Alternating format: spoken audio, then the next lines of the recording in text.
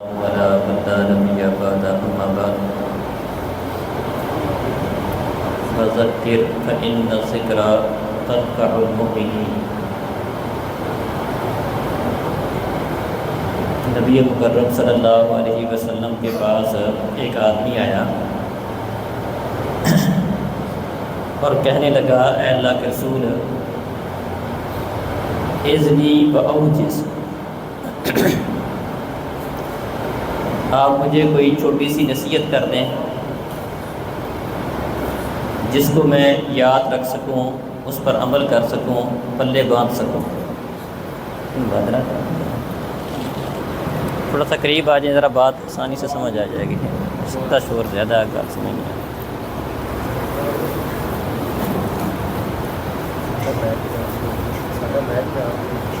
ایک آدمی نبی صلی اللہ علیہ وسلم کے پاس آیا، کہنے لگا، اللہ کے رسول، آپ مجھے چھوٹی سی کوئی نصیحت کر دیں۔ تو نبی صلی اللہ علیہ وسلم نے اسے 3 باتوں کی نصیحت کی۔ یہ بس چند منٹ کے اندر وہ 3 نصیحتیں جو نبی صلی اللہ علیہ وسلم نے اپنے اس صحابی کو کی تھی، جو کہ سارے امتیوں کے لیے ہیں۔ 3 نصیحتیں کون سی فرمائیں؟ سب سے پہلی نصیحت نبی صلی اللہ علیہ وسلم نے یہ فرمائی، اذا قمت فی صلاتک فصلی صلاۃ مودع، جب بھی آپ نماز پڑھنے کے لیے کھڑے ہو تو اپنی نماز کو اس طرح سمجھ کے پڑھو گویا کہ وہ آپ کی زندگی کی آخری نماز ہے۔ آپ اس دنیا کو الوداع کہہ کے جا رہے ہو، شاید کہ آپ کو اس کے بعد مزید نماز پڑھنے کا موقع نہیں ملے گا۔ اپنی ہر نماز کو اس طرح کی نماز سمجھ کے پڑھو، پورے دھیان کے ساتھ، توجہ کے ساتھ، خشوع خضوع کے ساتھ، پورے وقت پر جماعت کے ساتھ، کہ شاید کہ میری زندگی میں اگلی نماز نہیں آئے گی۔ ہر نماز کو اس طرح سمجھ کے پڑھو۔ ویسے عام روٹین کے اندر بھی بندے کو اپنی زندگی اسی طرح گزارنی چاہیے، اور ہم اس کا مشاہدہ بھی کرتے ہیں کہ کسی کو بھی اپنی زندگی کے بارے میں کوئی پتہ نہیں ہے کہ یہ مہلت، یہ پیریڈ جو اللہ تعالیٰ نے اس کو دیا ہے وہ کس ٹائم ختم ہونا ہے۔ ہر وقت بندے کو اپنے آپ کو اپنی موت کے لیے، اپنے آگے والے جہان کے لیے، آگے والی زندگی کے لیے تیار رکھنا چاہیے۔ ابن عمر رضی اللہ عنہما فرمایا کرتے تھے، اذا اصبحت فلا تنتظر المساء واذا امسیت فلا تنتظر الصباح، جب آپ کی زندگی میں صبح آ جائے تو آپ شام کا انتظار نہیں کرو، شام ہو جائے تو صبح کا انتظار نہیں کرو۔ مطلب یہ کہ اپنی ہر صبح کو آخری صبح سمجھو اور اپنی ہر شام کو آخری شام سمجھو، اس طرح زندگی گزارو۔ وَخُذْ مِنْ صِحَّتِكَ لِسَقَمِكَ وَمِنْ حَيَاتِكَ لِمَوْتِكَ، اور اللہ رب العزت نے آپ کو صحت دے رکھی ہے تو اس صحت سے فائدہ اٹھاؤ بیماری سے پہلے پہلے، کیونکہ جب بندہ بیمار ہو جاتا ہے تو بہت سارے ایسے کام ہیں بندہ کرنا چاہتا ہے لیکن نہیں کر پاتا، لہذا اپنی تندرستی کو بیماری سے پہلے غنیمت جانو، اس سے فائدہ اٹھا لو۔ وَمِنْ حَيَاتِكَ قَبْلَ مَوْتِكَ، اور اپنی زندگی کو اپنے مرنے سے پہلے غنیمت جانو، اس سے فائدہ اٹھا لو، کیونکہ یہ زندگی ہی کچھ کرنے کا وقت ہے۔ جب بندہ مر جائے گا وہاں پر اللہ تعالیٰ کے سامنے جتنے مرضی گڑ گڑائے، روئے پیٹے، ربنا ابصرنا وسمعنا فرجعنا نعمل صالحا انا موقنون، مجرم بندے اللہ کی بارگاہ میں کہیں گے، اللہ ہم نے دیکھ لیا، سن لیا، یقین آ گیا، اب سرنا و سمعنا، اپنی آنکھوں سے دیکھ لیا، کانوں سے سن لیا، جن باتوں پر یقین نہیں آتا تھا اب ان سب باتوں کا مشاہدہ کر لیا۔ فرجعنا نعمل صالحا، اللہ ایک موقع اور دے دے، اب کی بار ہم بڑے نیک عمل کریں گے۔ لیکن یہ اللہ رب العزت کا قاعدہ ہے کہ یہ زندگی، یہ وقت، یہ مہلت، یہ پیریڈ صرف ایک ہی دفعہ ملنا ہے، دوبارہ ملنا تو دور کی بات، اس میں ایک لمحے کی تخیر یا ایک لمحے کا کوئی آگے پیچھے ہونے کا تصور بھی نہیں ہے۔ جب یہ وقت، یہ مہلت، یہ پیریڈ ختم ہو جائے گا تو ایک لمحہ کے لیے، جس طرح کئی لوگ کہیں گے، اللہ تعالیٰ نے فرمایا کہ اللہ کی راہ میں خرچ کرو، من قبل ان یأتی احدکم الموت فیقول رب لولا اخرتنی الی اجل قریب فاصدق واکن من الصالحین، اللہ تھوڑا سا ٹائم دے دے، میں صدقہ کر لوں، میں کوئی اچھا کام کر لوں، میرے گھر میں پیسے پڑے ہوئے ہیں، میں وہ اللہ کی راہ میں دے آؤں، کسی کو کہہ دوں یار اللہ کی راہ میں دے دینا، یا تھوڑا سا وقت اللہ مجھے دے دے، تھوڑا سا وقت دے دے، میں یہ کام کر لوں، یہ اچھا کام کر لوں۔ تو وَلَن يُؤَخِّرَ اللَّهُ نَفْسًا إِذَا جَاءَ أَجَلُهَا، اللہ کہتے ہیں جب کسی کی موت کا وقت آ جاتا ہے اللہ ہرگز اس کو لیٹ نہیں کرتا ہے، اس میں کوئی تخیر کا لا يَسْتَأْخِرُونَ سَاعَةً وَلَا يَسْتَقْدِمُونَ، ایک گھڑی بھی آگے پیچھے ہونے کا تصور نہیں ہے، دوبارہ زندگی ملنا تو دور کی بات ہے۔ تو اس لیے پہلی نصیحت جو نبی صلی اللہ علیہ وسلم نے کی تھی وہ کیا تھی کہ جب بھی آپ اپنی نماز میں کھڑے ہو، اپنی نماز کو اس طرح سمجھ کے پڑھو کہ یہ آپ کی زندگی کی آخری نماز ہے۔ عمومی زندگی بھی بندے کو اسی طرح گزارنی چاہیے، لیکن چونکہ نماز اللہ کی عبادت ہے، اللہ کی بندگی ہے، تو اس کا بہترین طریقہ یہ ہے، جیسا کہ ایک حدیث میں نبی صلی اللہ علیہ وسلم نے پوچھا، لوگوں جانتے ہو احسان کیا ہے؟ احسان کا مطلب عبادت کے اندر سب سے بہتر طریقہ کیا ہے؟ فرمایا احسان یہ ہے ان تعبد اللہ کأنک تراہ فإن لم تکن تراہ فإنہ یراک، عبادت کا بہترین طریقہ یہ ہے کہ آپ اپنے رب کی عبادت اس طرح کرو گویا کہ آپ اپنے رب کو دیکھ رہے ہو۔ اگر یہ نہیں، ساری بات دیکھنا تو ممکن نہیں ہے، فإن لم تکن تراہ، اگر یہ کیفیت تمہاری نہیں بن سکتی ہے تو کم از کم یہ کیفیت ہونی چاہیے کہ میرا رب مجھے دیکھ رہا ہے۔ یہ کیفیت اللہ تعالیٰ کی عبادت بندگی میں، نماز میں بندے کی ہونی چاہیے۔ تو ایک نصیحت نبی صلی اللہ علیہ وسلم نے اپنے ماننے والوں کو، اس صحابی کو کی جو سب کو ہے، کہ زندگی کو غنیمت جانو، بالخصوص نماز کا معاملہ اس کو پورے دھیان کے ساتھ، توجہ کے ساتھ، خشوع خضوع کے ساتھ پڑھو۔ اور دوسری نصیحت آپ نے یہ فرمائی فَلَا تُكَلِّمْ بِكَلَامٍ تَعْذِرُ مِنْهُ غَدًا، کبھی بھی اپنی زبان سے ایسی بات نہ نکالنا کہ کل اس پر تجھے پشیمانی کا، ندامت کا، شرمندگی کا، معذرت کا سامنا کرنا پڑے۔ اپنی زبان کا استعمال صحیح کرو، اپنی بات کرنے سے پہلے اس بات کے متعلق سوچو، زبان کے متعلق احتیاط کرو۔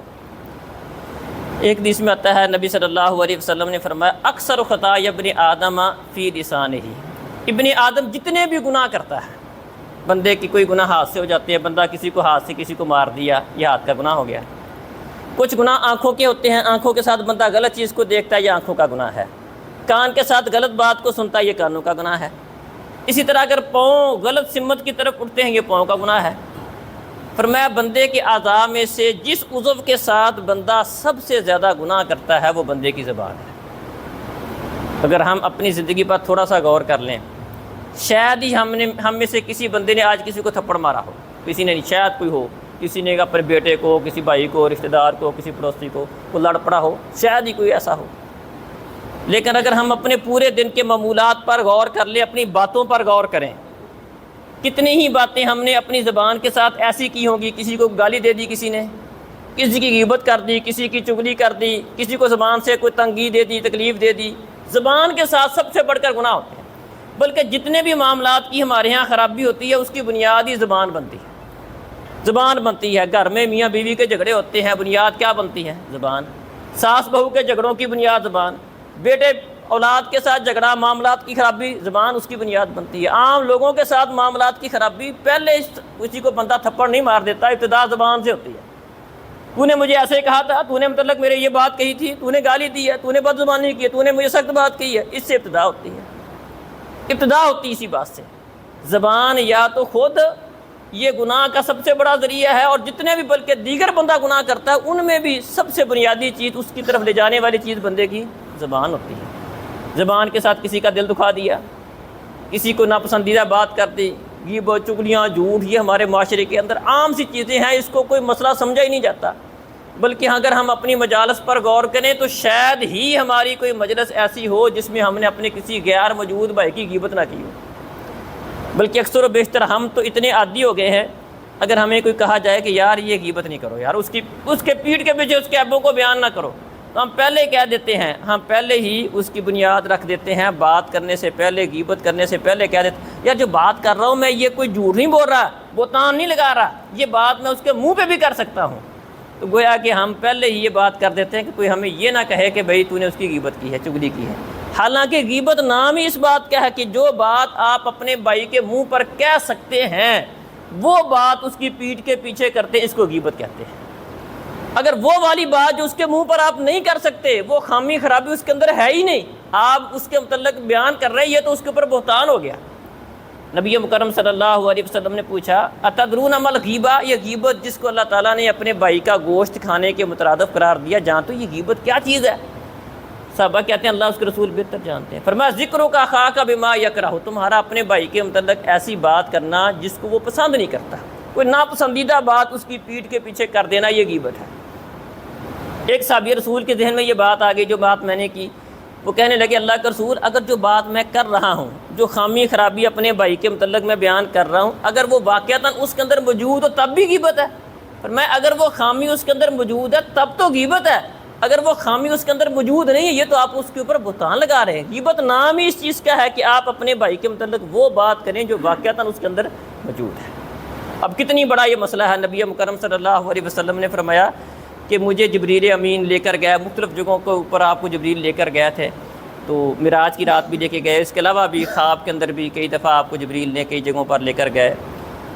نبی مکرم صلی اللہ علیہ وسلم نے فرمایا کہ میں کچھ لوگوں کے پاس سے گزرا، ان کے یہ ناخن تانبے کے ہیں، یخمشون وجوہہم وصدورہم،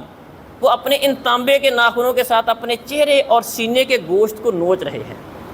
میں نے جبریل سے پوچھا من ہؤلاء یا جبریل، جبریل یہ کون لوگ ہیں، یہ کون ہے جو اپنے ہی ناخنوں کے ساتھ اپنے چہرے اور سینے کا گوشت نوچ رہے ہیں؟ کہا ہؤلاء الذین یأکلون لحوم الناس ویقعون فی اعراضہم،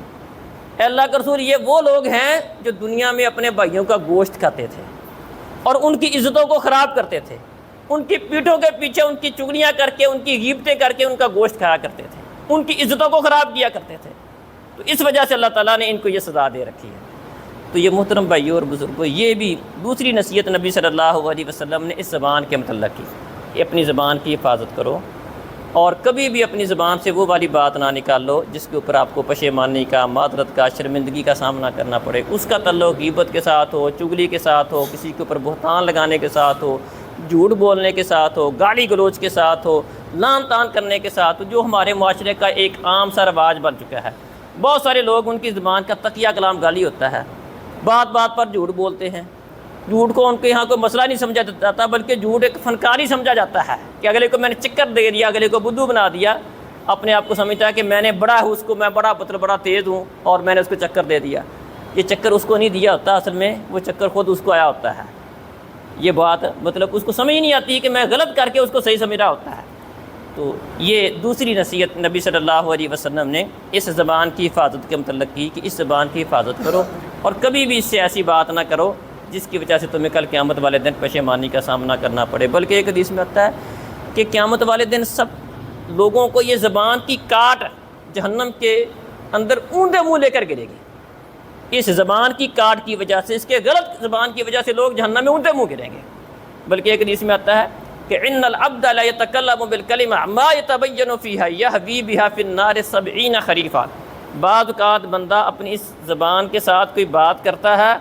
اور اس بات کی سنگینی کو سمجھتا نہیں ہے کہ وہ بات کتنی خطرناک ہے۔ بعض اوقات اس کی زبان سے نکلا ہوا ایک کلمہ اس کو جہنم کے اندر 70 سال کی مسافت دور لے جاتا ہے۔ ایک بات، ایک کلمہ بعض اوقات اس کو 70 سال کی مسافت جہنم میں لے کر گرنے کا سبب بن جاتا ہے۔ اس کی مثال آپ سمجھ لیں، عائشہ رضی اللہ عنہ نے ایک دفعہ ایک بات کہی تھی۔ صفیہ رضی اللہ عنہ نبی صلی اللہ علیہ وسلم کی بیوی ہیں، ان کا قد تھوڑا سا چھوٹا تھا، کوئی بات ہوگی جس طرح میاں بیوی میں ہو جاتی ہے، تو عائشہ رضی اللہ عنہ کہنے لگی حسبو کی صفیہ تو قضا و قضا، وہ صفیہ ہی ٹھیک ہے، وہ چھوٹے قد، تعنی انہا کثیرہ، یعنی کہ جس کا وہ قد چھوٹا ہے۔ تو چھوٹا قد کا لفظ استعمال نہیں کیا، مراد ان کی یہ تھی۔ تو نبی مکرم صلی اللہ علیہ وسلم نے فرمایا عائشہ لقد قلت کلمۃ لو مسجت بماء البحر لمزجته،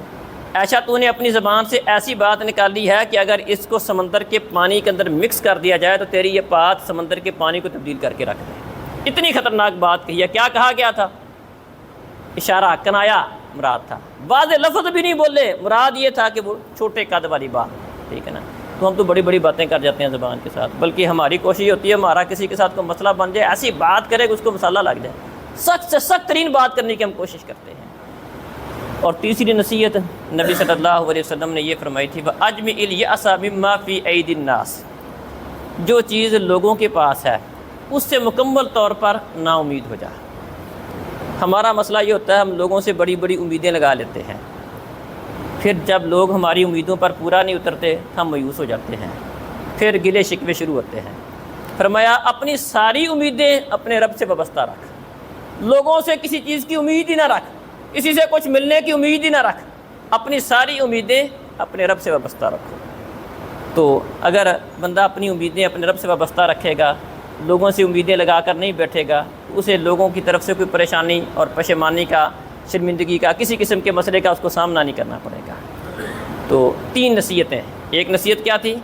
جب بھی آپ نماز کے لیے کھڑے ہو اپنی نماز کو آخری نماز سمجھ کے پڑھو، اور دوسری نصیحت کیا فرمائی؟ زبان کے متعلق کبھی بھی اپنی زبان سے ایسی بات نہ نکالو جس کے اوپر آپ کو پشیمانی کا، شرمندگی کا، معذرت کا سامنا کرنا پڑے، دنیا کے اندر یا آخرت میں، دنیا میں یا آخرت میں، دنیا میں بھی کرنا پڑ جاتا ہے، آخرت میں بھی کرنا پڑے گا۔ اور تیسری نصیحت نبی صلی اللہ علیہ وسلم نے یہ فرمائی تھی کہ جو چیز لوگوں کے پاس ہے تمہارے پاس نہیں ہے، لوگوں کے ہاتھوں کی طرف نہ دیکھو، کسی سے کچھ ملنے کی امید نہ رکھو، اپنی ساری امیدیں اپنے رب سے وابستہ رکھو، اس سے زندگی پرسکون گزرے گی۔